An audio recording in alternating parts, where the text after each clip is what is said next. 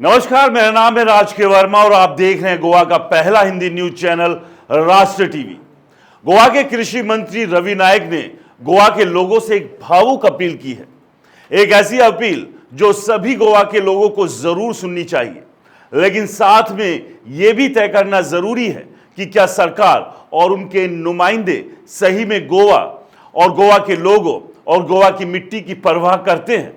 चलिए पहले आपको बताते हैं मंत्री जी की उस अपील के बारे में। दरअसल उन्होंने कहा, गोवा की जमीन को बिल्डरों, दिल्ली और हैदराबाद के लोगों को बेचने की होड़ मची है, लेकिन इसे रोकना होगा।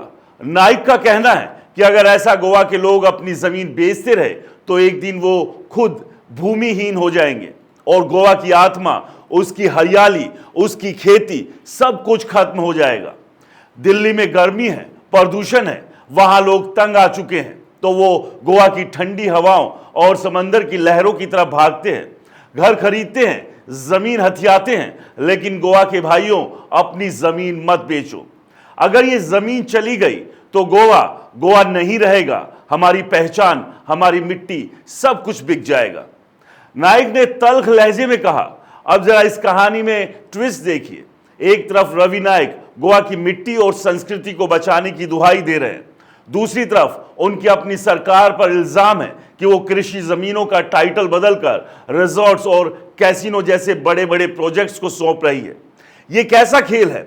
एक तरफ मंत्री जी कहते हैं जमीन मत बेचो, गोवा की आत्मा बचाओ, और दूसरी तरफ उनकी सरकार की नीतियां खेती की जमीन को कंक्रीट के जंगल में बदल रही है।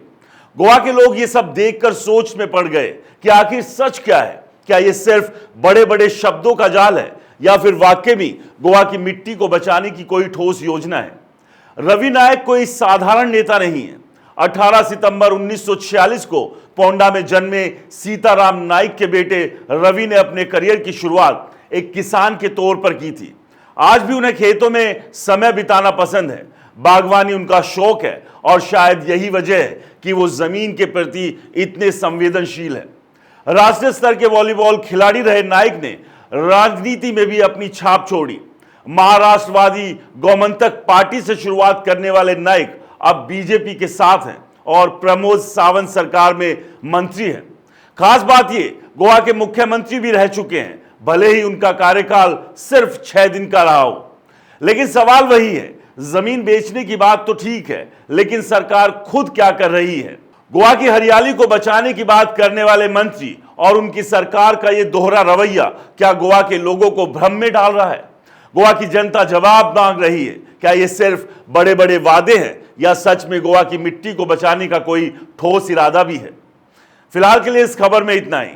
दोस्तों, आप लोगों से रिक्वेस्ट है, अगर आपने अपने गोवा के पहले हिंदी न्यूज चैनल राष्ट्र टीवी को सब्सक्राइब नहीं किया है तो चैनल को सब्सक्राइब करना ना भूलें। नमस्कार।